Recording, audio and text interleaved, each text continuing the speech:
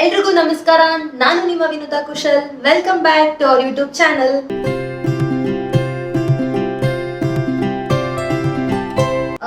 Actually ನಾನು ನಿಮ್ಗೆಲ್ಲ ಒಂದು ಕ್ವೆಶನ್ ಕೇಳ. ಮನುಷ್ಯನ ಜೀವನದಲ್ಲಿ 3 ಇಂಪಾರ್ಟೆಂಟ್ ಆಗಿರುವಂತಹದ್ದು ಏನು?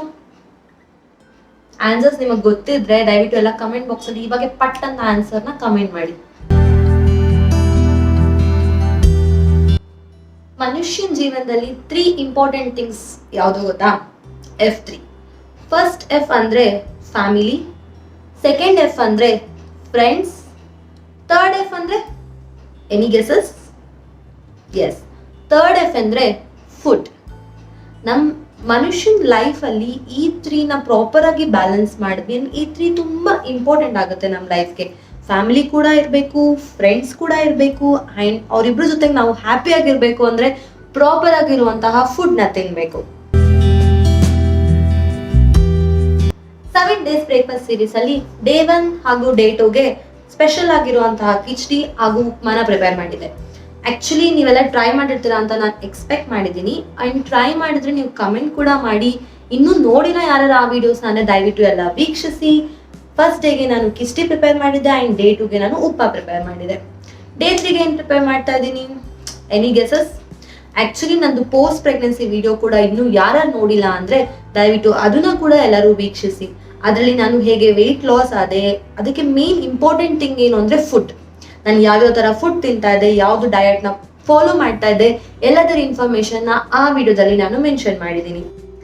ಇವತ್ತು ನಾನು ಡೇ 3 ಬ್ರೇಕ್ಫಾಸ್ಟ್ಗೆ ಅವಲಕ್ಕಿನ ಪ್ರಿಪೇರ್ ಮಾಡ್ತಾ ಇದ್ದೀನಿ. ಅವಲಕ್ಕಿ ಅಂತಿದ್ದಂಗೆ ಒಬ್ಬೊಬ್ರು ಒಂದೊಂದ್ ತರ ಪ್ರಿಪೇರ್ ಮಾಡ್ತಾರೆ. ಬಟ್ ನಾನು ಯಾವ ತರ ಪ್ರಿಪೇರ್ ಮಾಡ್ತಾ ಇದ್ದೀನಿ, ಏನೇನು ಇಂಗ್ರೀಡಿಯೆಂಟ್ಸ್ ಯೂಸ್ ಮಾಡ್ತಾ ಇದ್ದೀನಿ, ಎಲ್ಲದರ ಡೀಟೇಲ್ಸ್ ನಾನು ಈ ವಿಡಿಯೋದಲ್ಲಿ ತೋರಿಸ್ತಾ ಇದ್ದೀನಿ. ಮೇನ್ ನಾವ್ ಯಾವುದೇ ಫುಡ್ ತಿನ್ಬೇಕಾದ್ರೂ ಅದು ಆಯಿಲ್ ಕಮ್ಮಿ ಇರಬೇಕು. ಅಂದ್ರೆ ಕರ್ದಿರುವಂತಹ ಐಟಮ್ಸ್ ನ ತಿನ್ಲೇಬಾರ್ದು. ಅಂಡ್ ನಾನಿಲ್ಲಿ ಎಲ್ಲ ಬ್ರೇಕ್ಫಾಸ್ಟ್ಗೂ ಒಂದೇ 1 ಸ್ಪೂನ್ ಮಾತ್ರ ಆಯಿಲ್ ಯೂಸ್ ಮಾಡ್ತಾ ಇರೋದು. ಇನ್ ಮಿಕ್ಕಿದೆಲ್ಲ ಬೇಯಿಸ್ಕೊಳ್ಳೋಕೆ ನಾನು ವಾಟರ್ನೇ ಯೂಸ್ ಮಾಡ್ತಾ ಇರೋದು.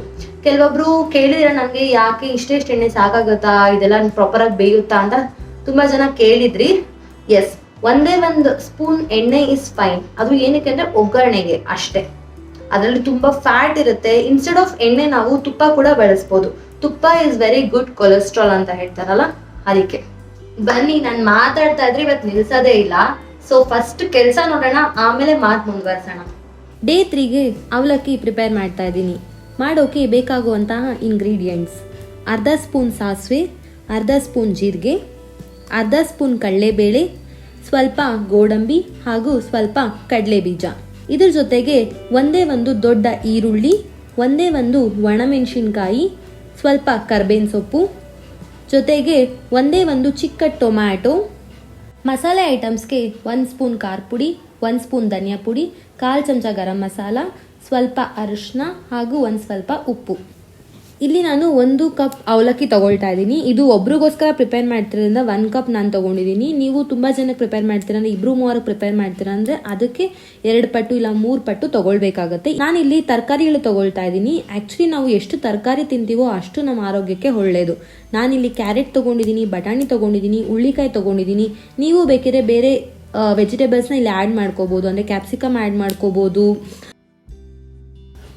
ಫಸ್ಟ್ ನಾವು ಅವಲಕ್ಕಿನ ನೆನೆಸ್ಕೊಳ್ತಾ ಇದ್ದೀವಿ. ಇದು ಏನಿಲ್ಲ ಅಂದರೂ 2 to 3 ಮಿನಿಟ್ಸ್ ನೆನಿಬೇಕು. ಅಂದರೆ ತುಂಬಾ ನೆನಿಬಾರ್ದು, ಆವಾಗ ಅವಲಕ್ಕಿ ಮುದ್ದೆ ಆಗೋಗುತ್ತೆ. ಸೊ ಸ್ವಲ್ಪ ನೆನಿಬೇಕು. ನಿಮಗೆ ಗೊತ್ತಾಗುತ್ತೆ ಅದು ನೆಂದಿದ್ದೇ ಇಲ್ಲ ಅಂತ. ಪ್ರಾಪರಾಗಿ ನೆಂದಿದೆ ಆದಮೇಲೆ ಅದನ್ನು ಫಿಲ್ಟರ್ ಮಾಡ್ಕೊಳ್ತಾ ಇದ್ದೀನಿ. ಫಸ್ಟ್ ಇವಾಗ ನಾನು ಒಂದು ತಪ್ಪಲೆಗೆ ಲೋ ಫ್ಲೇಮಲ್ಲಿ ಎಣ್ಣೆ ಹಾಕ್ಕೊಳ್ತಾ ಇದ್ದೀನಿ. ಇವಾಗ ಒಗ್ಗರಣೆಗೆ ಸಾಸಿವೆ ಮತ್ತು ಜೀರಿಗೆನ ಅದಕ್ಕೆ ಆ್ಯಡ್ ಮಾಡ್ಕೊಳ್ತಾ ಇದ್ದೀನಿ. 2 ಚಿಟಪಟ ಅಂದಿದ್ದಾದಮೇಲೆ ಕಡಲೆಬೇಳೆ ಹಾಕಕ್ಕೆ ಮುಂಚೆ ಫಸ್ಟು ಕಡಲೆ ಬೀಜನ ಹಾಕಬೇಕು. ಕಡಲೆ ಬೀಜ ಒಂದು ಸ್ವಲ್ಪ ಫ್ರೈ ಆದಮೇಲೆ ಕಡಲೆಬೇಳೆ ಹಾಕಬೇಕು. ಕಡಲೆಬೇಳೆನೂ ಸ್ವಲ್ಪ ಬ್ರೌನ್ ಆದಮೇಲೆ ಗೋಡಂಬಿನ ಹಾಕಬೇಕು. ಕಡಲೆಬೇಳೆ, ಕಡಲೆಬೀಜ, ಗೋಡಂಬಿ 3 ಕೂಡ ಬ್ರೌನ್ ಆದಮೇಲೆ ಹಚ್ಚಿಟ್ಕೊಂಡಂತಹ ಈರುಳ್ಳಿನ ಅದಕ್ಕೆ ಆ್ಯಡ್ ಮಾಡ್ಕೊಳ್ತಾ ಇದ್ದೀನಿ.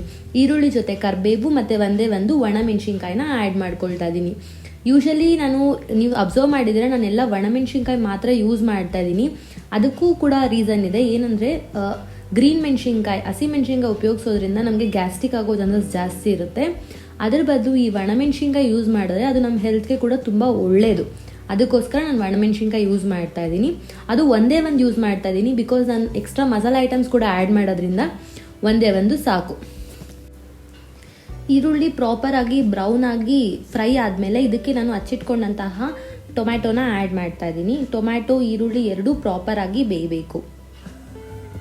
ಇವಾಗ ಈರುಳ್ಳಿ ಮತ್ತು ಟೊಮ್ಯಾಟೊ ಎಲ್ಲ ಪ್ರಾಪರಾಗಿ ಬೆಂದಿದೆ. ನಾನು ಇವಾಗ ತರಕಾರಿನ ಇದಕ್ಕೆ ಆ್ಯಡ್ ಮಾಡ್ತಾ ಇದ್ದೀನಿ. ನಾನೇನು ಮಾಡಿದ್ದೀನಿ ಅಂದರೆ ತರಕಾರಿನ ಆಲ್ರೆಡಿ ಅವನಲ್ಲಿ ಬೇಯಿಸ್ಕೊಂಡಿದ್ದೀನಿ. ಇಲ್ಲ ಬೇಡ ಅಂದರೆ ನೀವು ಇಲ್ಲೇ ತಪ್ಪಲೆನಲ್ಲಿ ಬೇಯಿಸ್ಕೋಬೋದು ಒಂದು ಸ್ವಲ್ಪ ವಾಟರ್ನ ಆ್ಯಡ್ ಮಾಡಿಕೊಂಡು. ತುಂಬ ವಾಟರ್ ಕೂಡ ಆ್ಯಡ್ ಮಾಡಬಾರ್ದು ಬಿಕಾಸ್ ಇದು ಡ್ರೈ ಬ್ರೇಕ್ಫಾಸ್ಟ್ ಆಗಿರೋದ್ರಿಂದ ತುಂಬ ವಾಟರ್ ಆ್ಯಡ್ ಮಾಡಬಾರ್ದು ಅನ್ನೋದು ಒಂದು ಮೇನ್ ಪಾಯಿಂಟ್. ತರಕಾರಿ ಹಾಗೂ ಈರುಳ್ಳಿ ಟೊಮ್ಯಾಟೊ ಎಲ್ಲ ಪ್ರಾಪರಾಗಿ ಹೊಂದ್ಕೊಂಡಿದೆ. ಇವಾಗ ನಾನು ಇದಕ್ಕೆ ಮಸಾಲ ಐಟಮ್ಸ್ನ ಆ್ಯಡ್ ಮಾಡ್ತಾ ಇದ್ದೀನಿ. ಅಂದರೆ 1 ಸ್ಪೂನ್ ಖಾರ ಪುಡಿ, 1 ಸ್ಪೂನ್ ಧನಿಯಾ ಪುಡಿ, ಅರ್ಧ ಸ್ಪೂನ್ ಅರಿಶಿನ, 1/4 ಚಮಚ ಗರಂ ಮಸಾಲ ಹಾಗೂ ಸ್ವಲ್ಪ ಉಪ್ಪು ಎಲ್ಲ ಇವಾಗ ಪ್ರಾಪರಾಗಿ ಹೊಂದ್ಕೊಂಡಿದೆ. ಇದಕ್ಕೆ ನಾನು ಅವಲಕ್ಕಿನ ಆ್ಯಡ್ ಮಾಡಿ ಮಿಕ್ಸ್ ಮಾಡ್ತಾ ಇದ್ದೀನಿ. ಫೈನಲಿ ಎಲ್ಲ ಪ್ರಾಪರಾಗಿ ಮಿಕ್ಸ್ ಆಗಿದೆ. ಇವಾಗ ನಾನು ಕೊತ್ತಂಬರಿ ಹಾಕಿ ಈ ರೆಸಿಪಿನ ಎಂಡ್ ಮಾಡ್ತಾ ಇದ್ದೀನಿ. ಎಷ್ಟು ಸಿಂಪಲ್ ಆಗಿ, ಎಷ್ಟು ಈಸಿಯಾಗಿ, ಎಷ್ಟು ಕ್ವಿಕ್ಕಾಗಿ ಈ ಬ್ರೇಕ್ಫಾಸ್ಟ್ ಪ್ರಿಪೇರ್ ಆಗಿದೆ ಅಂತ ನೀವು ಕೂಡ ನೋಡಿದ್ದೀರಾ. ನೀವು ಕೂಡ ಟ್ರೈ ಮಾಡಿ.